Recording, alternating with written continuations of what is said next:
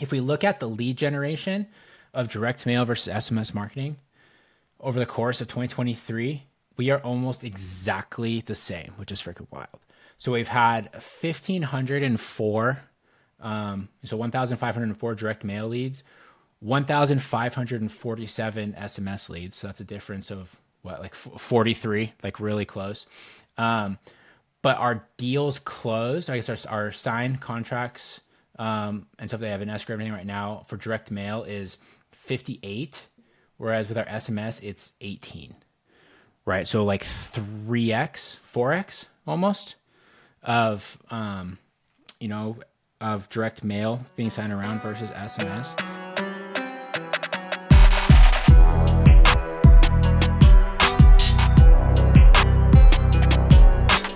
What is going on, guys? Welcome to this episode of the Collecting Keys Real Estate Investing Podcast. Today is Wednesday, so this is the Mike and Dan show where I, Mike DeHaan, and my co-host here, Dan Austin, talk about real estate, investing, business, and whatever else is present on our minds at the time.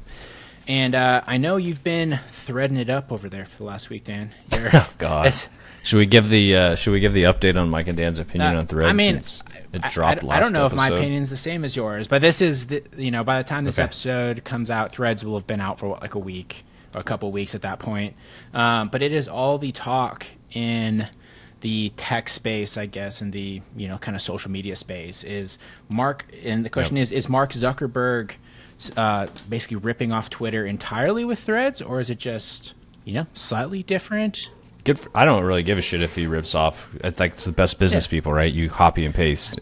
Good. If it ends up being better than Twitter, but he's also, I mean, he already garbage. stole Facebook from the Winklevoss tweet, so we know he's not above it. I mean, allegedly. I don't know, man. On the movie, it was pretty clear what he did. Yeah. I mean, like I said, I mean, whatever happened there, who cares, right? Obviously, because Mark Zuckerberg was the right person to take it to where it's at now, apparently, in my opinion, because he got there. I don't think the Winklevoss twins would have done that, based on what I've seen. But let's start with this, though. Unless you've been living under a rock, you've probably heard about Threads, which is Meta, Facebook, whatever the hell they're called, new social media platform that is basically Twitter built on top of Instagram. So it's like tied to your Instagram account, but it is a text-based social media platform that looks eerily like Twitter, sort of how it works and operates. Yeah. It's like Twitter with like 10%. With 10%. Yeah, because like you go on there and every single person that you see is not people that you follow or have ever heard of before. And I don't really know if there's any cohesive thought or anything into like the feed. So I was a little more positive about it being a new app when it first came out. Like I wasn't anti-Threads or even whatever. But after using it sparingly, I'll admit, I have found it to be a combination of a shitty Instagram, because people are still posting pictures and videos. So it's not just text-based. A lot of it's reposts from Instagram.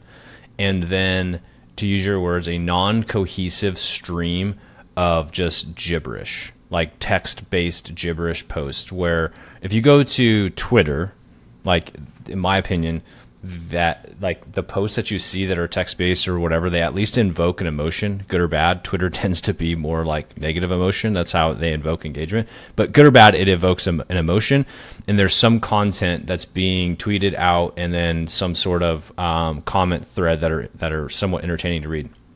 This is just people spewing shit into an echo chamber that is meaningless. It does seem that way, because not only is it like you're seeing stuff from random people, you're seeing stuff from random people that has nothing to do with like any of your followers, that have no likes, no shares, no anything, and you're like, oh, here's what George from Dallas thinks about this random thing.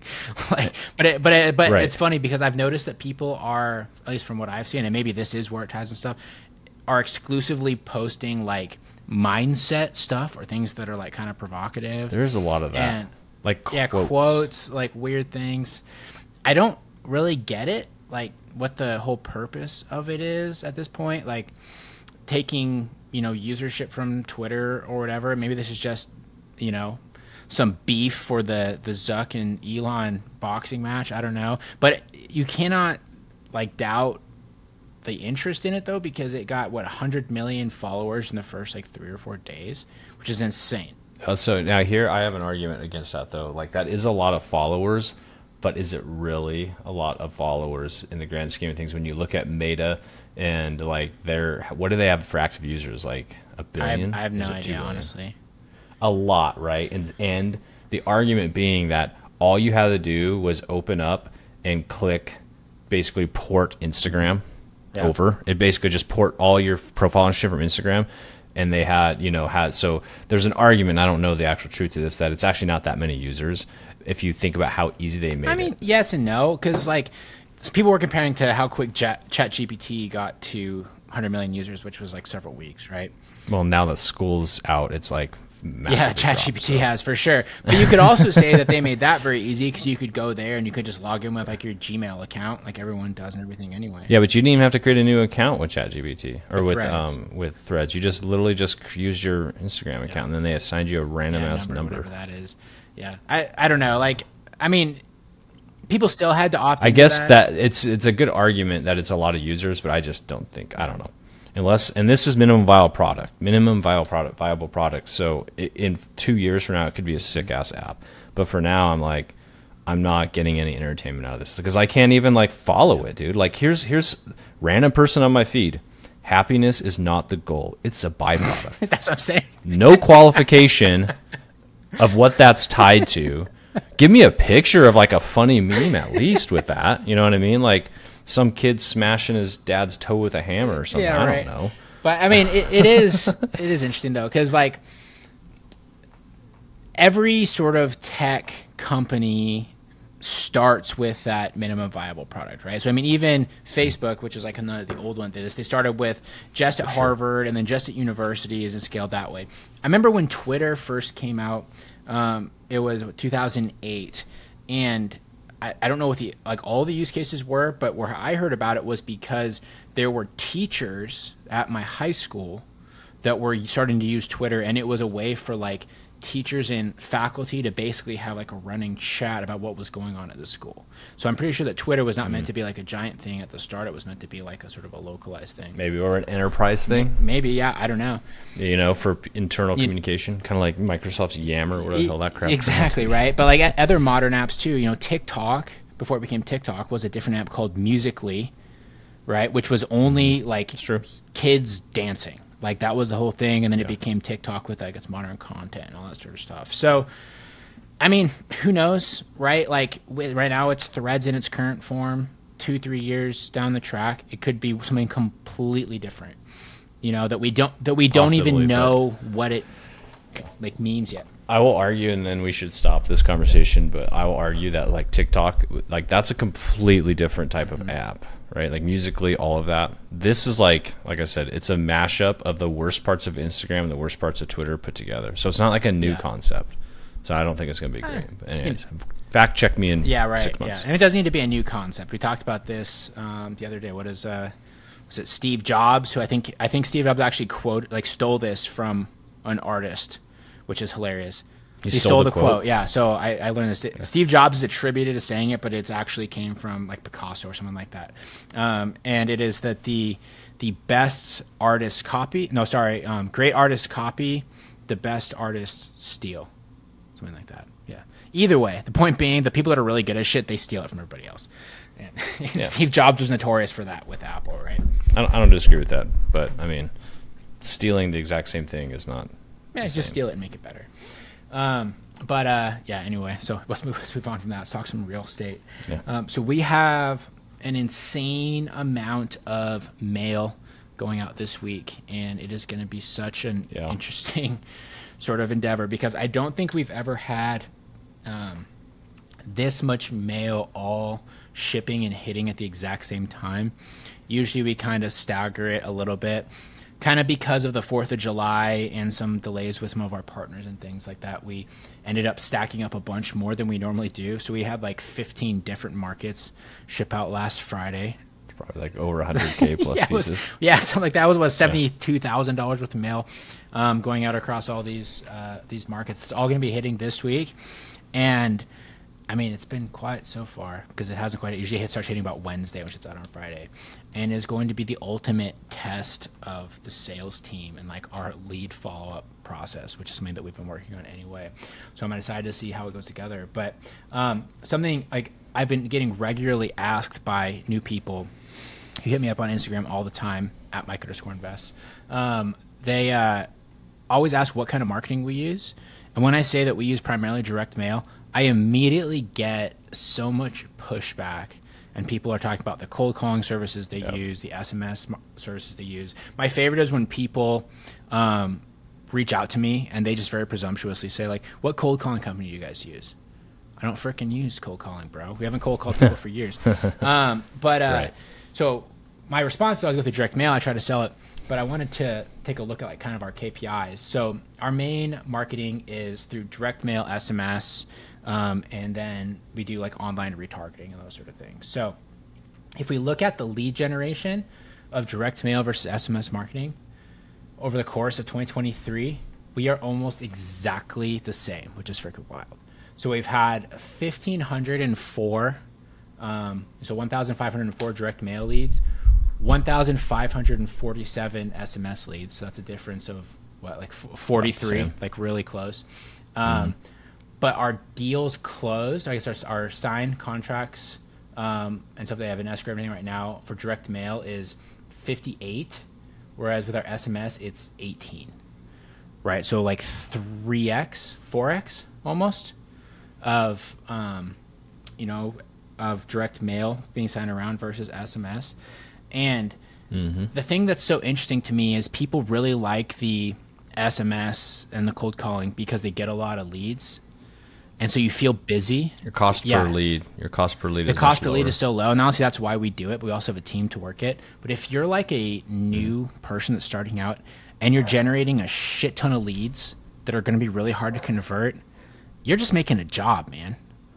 Like, yeah. Well, and if you're like me, you're sitting here, you're like, well, if it produces 1/3 of the amount of leads, and it's cheaper, I'll just 5x my spend on texting. But that's not going to get. And that's also not how it works, right? Exactly. There's a curve to lead, like dollars spent versus leads that come in. You can't just text everybody. Yeah, I mean, you can try to like text more people, but the problem is it's highly regulated. And if you're doing it correctly, you can actually only text a certain number of people per day. Versus mail, like we could send 100,000 pieces per day if we wanted to. Yeah, they're okay with throwing trees and just filling up people's mailbox because it gives the mail people a job too. But no, it's just such a interesting viewpoint because one of the things with direct mail, one of the biggest pushbacks people always have is like, well, the cost per lead is so expensive, it costs so much to do it, but it's about the ROI and the deal flow that you get from it and not the lead flow. Too many people focus on the lead flow, and I don't care if you get 100 leads, right, if you're not able to close any of them, and part of that can be your sales process, right? You need to learn how to do sales, but also just with the nature of SMS leads, if you think about the story of that lead, right, you are invading that person's day. They're probably driving or they're at work or they're doing something else, and they get a random text message and they decide to engage with you or not, or the Filipino that you're hired to do that or whatever company you're hired to do it. And sure, you will get deals from it, but more often than not, it's somebody that doesn't actually want to talk to you. Right, they are kind of being cordial. Whereas if you look at direct mail, the story is they receive the letter, they take it into their house, they have the time to sit there, and they open the letter. They read it, they pick up their phone, they call you, and they are saying, "I am willing to have a conversation with you already." So, the rapport is already started about selling my house. Exactly. Yeah. So, it comes down to no, I agree, and I see it as like a. Yeah, exactly. There's a quality of lead. There's like a ladder, and I wrote it down here. This is what I think it is. It's like as far as lead quality, and these aren't all the only channels that exist, but the general channels you hear people in this space using. First would be lowest quality of lead is SMS. Step up, I give cold calling only because your cold caller got them on the phone and talked to them. So it's not like, so that person at least feels like there's a person and they're raising their hand like, yeah, I'll have another conversation with another person, not just a text. Texting's easy just to be like, yeah, sure, I'm going to mess with you. You know what I mean?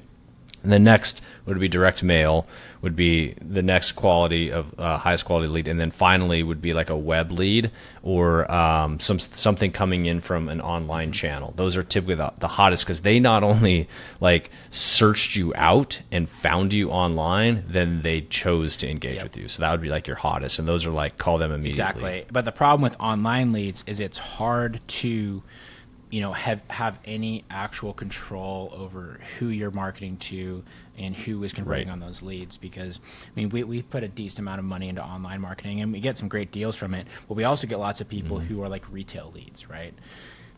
Or they're people that are going and on Google and submitting to every single company, which could be great potential motivation, but it's also a very competitive lead, right? And absolutely. it's direct mail is you can target it, right? The person's already opted in to engage with you when they call in, and just by like the scalability of it, I don't know if there's any other form of marketing that's more scalable. Well, here's another couple points that I would make. Another couple points I can make about it. You can build a business around direct mail. Totally. You can't build a business around just texting. You can't build a business just around cold calling. I know people in the past have said that's what they do, but the job you're creating for yourself is just so massive to do it. And then the second point about direct mail is if you are a person who's dipping your feet in and this is your side hustle until you exit your W-2, or you just want to do this as your side hustle, it's the one lead source that you can send out, go to work, go to bed, do whatever, come back, and then like, oh, there's some leads for me to call that you can pick up the phone and call right then and there. So it's a little bit more passive on the effort it takes for you to continue to get leads. Yeah, that makes it great. And I will say that the best companies use a combination of all of these, or what we do is how we kind of have our pyramid, I guess, is we have like our broad net, which is the SMS, which we kind of use to hit everybody. And then we have our targeted stuff, which is the direct mail to keep our budget in line. We target people that have recorded issues. And then you have like kind of like your brand credibility marketing, which is the online marketing in our case. So cause most of our stuff, we don't do like cold PPC. We do web retargeting for people that have like visited our website. And that gets you in front of more people quicker once they're doing their due diligence. And you build that stack out, and that's how you have like the most effective marketing scheme, right? But starting out, just pick one and optimize it. And if you were to pick one, I would say pick direct mail, because you're going to have the highest quality conversations, and that is where deals come from. Well, there's decades upon decades of good data on direct mail for any industry, what it comes with. So I would say that and it's just simple, right?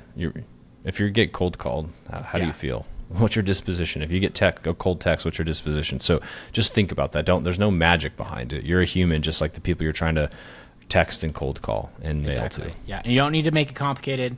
Everyone always wants to know what our secret is to get our mail answered, and it's just consistency. And in all of our stuff that we send, we have a very basic value proposition, and we point them to our brand so they can do their due diligence. That's it. Nothing crazy. It's just jump shot and bounce pass basketball. We're not doing any fancy plays. So I'm excited for all that to start hitting. I'm super excited for some of the new markets that we started up, which have already been off to a great start.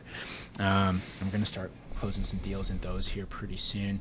And then we already have, 3 commits to start up with our partnership program here in August, with potentially a 4th one that I talked to today that I'm super excited about.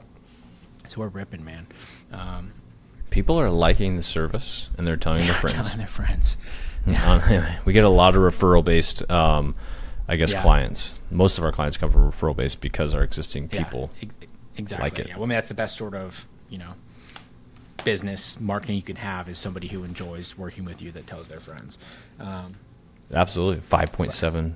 A good client's worth 5.7. We got to figure out who said that first. Or a good referral is worth 5.7 clients. Exactly. There you go. So, or sales. So good stuff going on there, and I'm excited to keep that rolling.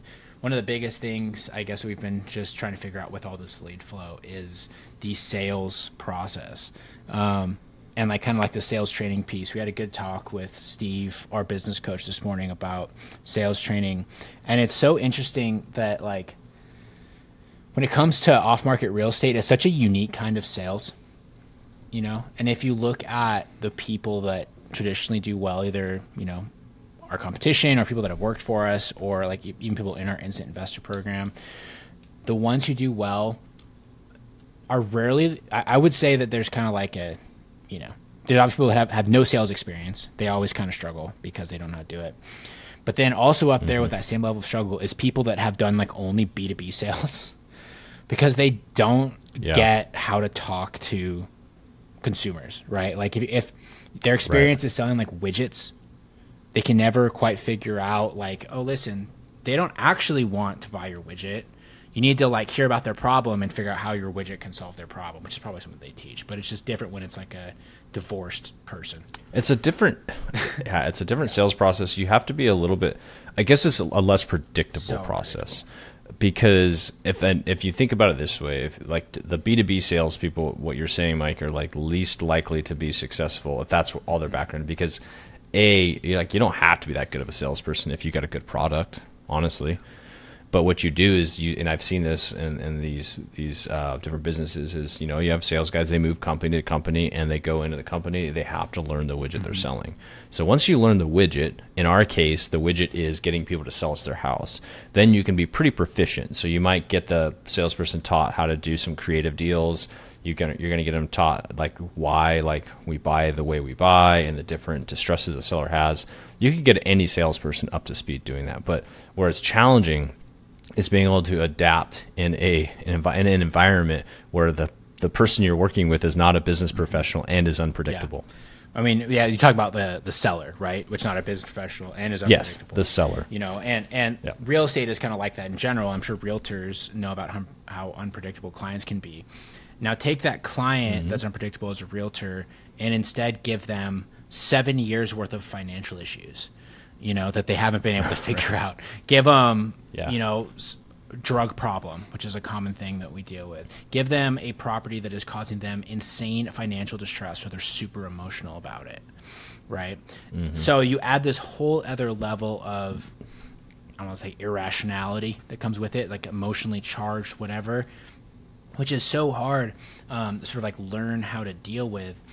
And it's one of those things when you're trying to figure out how to do training and stuff for it, there's like always a gotcha, right? Or like a, you know, an exception to whatever rules you think you come up with. There is always an exception. Even for us, hundreds and hundreds of deals later, we're still running into stuff where I'm like, never seen that before. Never heard that one. You know? Yeah. Yeah, I think I got a message like on our notification one of our sales guys was talking about having to meet a client's handler at a liquor store to get something signed. I'm like, what does that even mean? What is their handler? That's what I said. I screenshotted. I was like, a client's like, it was like handler. And I was like, the liquor store didn't surprise me. The handler did. I mean, we have people have to meet at bars to sign documents. Like that's because the only place you can find them, right? It's it's such a weird business, man. But, you know, that's also why there's the opportunity. And I would also say, I think that's also why not very many people have tried to do this kind of business at scale, because it's really difficult to optimize, you know, and there's always just exceptions to every rule. But that's also why we can make $50,000, $60,000 on a deal where a realtor would make, you know, $6,000, right? Because we're willing to conquer that issue. So that's been a big focus, has been trying to optimize that. And it's tough too, because like for a lot of other sales things, you can find like trainers and those sort of things. But the problem is I look at a lot of the people that label themselves as like sales trainers, Steve Tran, right? It's kind of like the big one. And I remember not too long ago him talking about how much his wholesale business sucked. I'm like, so like your business was shitty and now you're going to try and teach my business how to do better? Yeah, exactly. Yeah. There's not a lot of good options out there. No, like at all, you know, and like most of the people that I look at, and you can always tell by their, you know, their content and stuff too, when they like they're showing like the hard sales techniques that they use to get off market real estate. I'm like, bro, I know you haven't done that many off market deals, because if you talked to a motivated seller that way, you would turn them off in 2 seconds. Yeah. Everybody sounds super good when they're telling you how they talk to this theoretical seller. I'm like, no. First of all, the seller's going to not be able to hear half the shit you say because we're doing it over the phone, and they're going to be dumb and not know how to like get their phone off a speakerphone or something like that. And they're definitely not going. They're just going to hang up on you, or the conversation is not going to flow exactly how you're saying is going to flow. It's just it's not how. I mean, it if is. these are truly motivated sellers and they have these issues, the number one thing that they've probably faced personally that has been causing the problems is that they don't feel like anyone listens to them. Right? They've probably tried to talk to the loan people who won't listen to them, probably tried to talk to like the tax people who won't listen to them. And, you know, their problems are self-inflicted, but ultimately they don't feel heard. Right? And so if you try to come in and like hard sales these people, you're never going to be that successful. And it's funny. One of my, it's just freaking all the gurus out there, man. There's like this current trend going around where you have these people that are like closing sellers like on calls, and they'll do like these like live calls you can go watch and they'll like close people. And there's always like this kind of prolonged conversation where there's the person on the other end of the phone. They're able to flip them and get them to agree to the deal. And people get really into that. And I'm like, how do we know that's not like an actor? Just then they're not just doing like role playing. A paid actor? Oh, you know, or like the friend of theirs, and they're just role playing this whole thing purely for the content. But people don't think that way. People get so bought into the, you know, the glamour of it. It just freaking drives me crazy. Yeah, I mean, honestly, I probably wouldn't want to do a live seller call for people because, like, the chance. I mean, if I was saying that I could close them, like, I wouldn't mind doing one. Like, I've had my calls like on air before with other. You have, I remember. Getting my feedback, but like, I wouldn't tell people I was going to close because it's just so unpredictable. You don't know that. So the fact that you're right, they're going that well and everything they say works is highly suspect. And also too, if you've been in the direct to seller world, you know exactly how that hour live on air would go. You would call 55 people and not a single one would answer. That is absolutely how it would go all the time, right? Yep. You're like, well, that was today's hour. No one answered. That's how the business works. It's just works. a dial tone for the entire time, and no one's going to answer because sometimes it just goes that way. You know, or you're going to get like someone that picks up and they're just like, "Now's not a good time," and then they're going to hang up. And you call them back next week. You know? Or they're going to open up, answer the phone, and go on a tangent of something totally crazy and act like you're their best friend and just start telling you some random shit about how their ex-husband took her boyfriend out, just some wild story and how depressed they are about it, and you're gonna be like, oh, do you want to sell there's that house? Or they're gonna go like mad racist, like mad in the gutter with the kind of stuff they're talking about. Oh my god, you have to bleep some stuff out when you're on live. But no, that's not how it works on the cold calling live or whatever the hell they do. We should do a cold calling live session. You and me do that would actually be really funny because we're not really like we've been so far removed from that part of the business for so long. But just like to show how it really works, like that's actually not a bad idea. Put it up on YouTube. This is what we should do. We should take every bit that every guru does and do like the Instagram versus reality of it. Kind of like how like travel people do that. We'll be like, oh, this is Instagram versus reality. We should do that with real estate investing. Yeah. That's actually a pretty good idea. A good idea.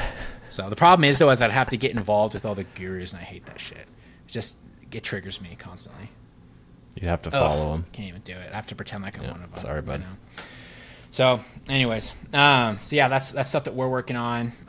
Our goal too with it is hopefully we can kind of crack that code and come up with some good sales material that we could release to our instant investor group as well. Totally, scripts and all that, because we will be doing a pretty robust sales program. Like I think we're committed to it. We have to, otherwise Steve's going to kick both of our asses. He's way bigger than both of us. When he told me, like, he's like, "Are you guys done?" After we told him why we can't do what he was trying to get us to do, and he was just like, "Are you guys done? You done making excuses?" When he said that, I felt like he was my mom. Like when she like said my middle name and I knew I was in trouble. I was like, "Oh shit!" Yeah. Right? Yeah, you're just like, "Oh man, Michael David." Dude, yeah. So it's working on that. Then our portfolio side, we have maybe something looking pretty clear with our 8-unit sale. It's been relatively seamless for the most part. The appraisal came back good. And I've just been, I'm not used to sales being somewhat painless. Usually they're just like freaking Dunkirk all over again, right? But like this one actually seems to be going pretty good. Yeah, I think so. We'll find out. It got delayed a little bit because, typical lenders waiting till the last minute. We've been under contract, 45 days. It's supposed to close the end of this week. And I get a message from the agent basically saying, yeah, hey, it's going to be delayed till the 21st. No reason. No reason why or anything. I was like, why? And she's like, well, the seller said lending's going to be tight on this. I'm like, typical lender. Like, we've known for 2 months that this house is getting sold, and they just picked up the appraisal packet. Lenders are such a freaking joke, man. Like, they have these super long closing time frames. But I mean, we do loans, dude. Like, we've done loans. We've turned people in 2 hours. Like, it's not inherently complicated. Like, especially, you want to do your due diligence and all that sort of stuff on the deal, on the person, whatever. But even if you're doing that, like, realistically, should take, I don't know, a week, maybe. Like, I don't know how they can have 45 days and still delay it, especially right now. Yeah. Last year or 2021, sure, when they're doing like hundreds and hundreds and hundreds of them a month. Now they're not doing that. The market has slowed down. Like a loan officer right now on the commercial side might be lucky to be doing one deal a month. You don't think that they could just chase this out? No, it's because they work banker hours, man. I know. Banks move slow too. Everybody in that industry moves slow on the traditional financing side. And last week was 4th of July, so they got to take off Wednesday. They got to take off Thursday. I mean, that's exactly what it is. There's people that were taking the time off for the entire week, and I take 2 weeks off. So sorry, everything has to stop. I mean, and that's if they're fortunate enough to even work at a commercial lenders that's still doing loans. Right, which a lot of them are not right now, especially with multifamily stuff, because people are so worried about the cap rate crunch going on. Shit's not moving at all. I mean, we're not lucky to sell this because we don't care if we sold this or not. It was more of an opportunity thing. But people, you don't see shit getting sold right now in that space, especially this because it's like a good asset. It was an 8 unit. It's not like a 200 unit that's about to come due on its debt wall, come in to crash down on it. Yeah, well, ours is low purchase price too, right? It's like what, 645. Yeah. It's the ones that are getting into like the several $1 million properties. They're getting kind of weird right now. Yeah, you could buy a duplex. Like we probably have duplexes that would sell for 500 here. So yeah, it's definitely a low priced 8 unit. Do you think we could sell any of our duplexes for 500? Maybe. Yeah, probably. We could sell Montgomery for 500. To side by side, was it 3-2? Side by side, 3-2s. Yeah. Money all day We'd have long. to clean up the really shitty side first, though. It's actually 75% done. We're ready to rock and roll. Just got to do a new kitchen over there. No way. The upstairs bathroom's done. The basement's done. We just got a kitchen left. Cleaned up all the piss smells everywhere. All the piss. The tenant that just a perfectly working toilet that the tenants just decided not to flush, but piss all in and all over. So I've never seen that before. So the story with it, these people came with the house. They are on support. We were able to get it to mark. They actually aren't. Like, I've gotten them support a couple times from the local tribal, whatever. But then, like, when they need more, like, they just don't call. I'm like, are they too lazy or are they just not smart enough to, like, figure this out? But either way, we're getting paid, and we haven't had to do, like, a huge amount of work over there, so we're just going to let it ride. We could still sell it for close to 500, though, probably. We could still sell that actual unit's actually pretty clean. It's not bad. It's not as bad as even the unit when we first bought it, the one that we remodeled. It's actually pretty clean. Yeah, that's because the guy over that one was smoking cigarettes everywhere and just had the dog that never got let out. God, what a freaking... True. So, stories here. I don't know if we have any other duplex we could sell for that much, though. We probably get like low 400s. Well, we sold 6 for 450. 6 for 450. What do you mean? 6th Ave for 450. Oh, on like a lease option, yeah. Yeah, so I'm just saying we could theoretically sell that again for probably close to 500. I bet we could on that one because they're huge units. They have a giant property. Yeah, huge units, big rents. Big rents, and good parking. It's really old, really not awesome property anymore, but it does fine for us. What I don't want to buy is this basement blowout of a guy named Jim Martin in our instant investor program.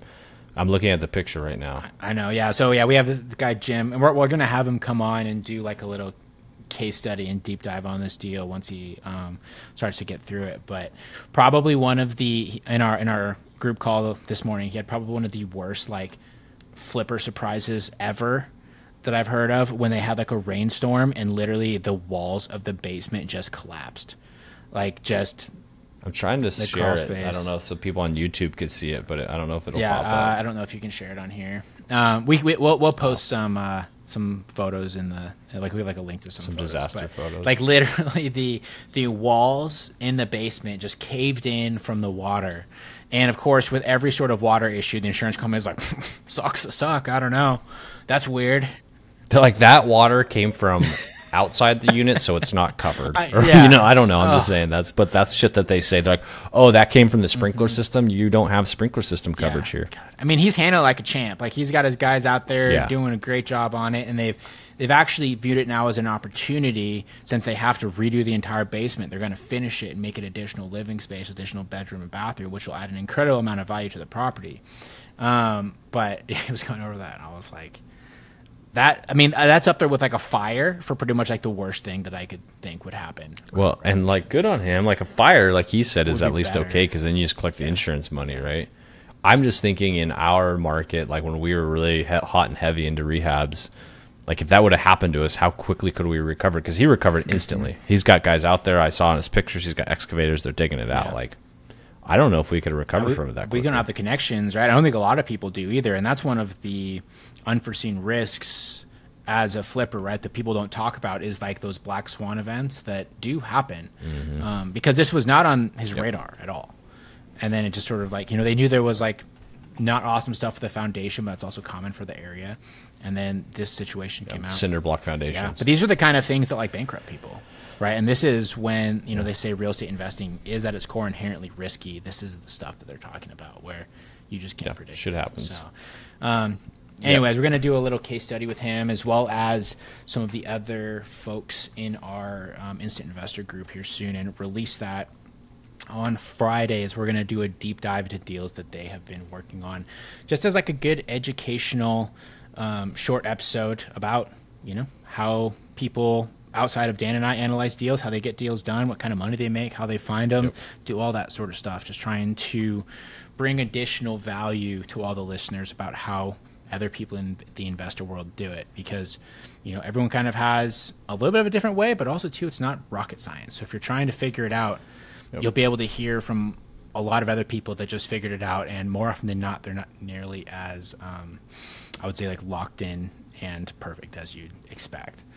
So yeah, absolutely. We're not going to do like the deal deep dives where it's all perfect butterflies and rainbows, this and that. Like, although those are great deals, those are kind of like the once in a while, once in a blue moon deals, and they're not how you build a business or a system or wealth. Those are just like the little wins, or big wins, I should say, rather.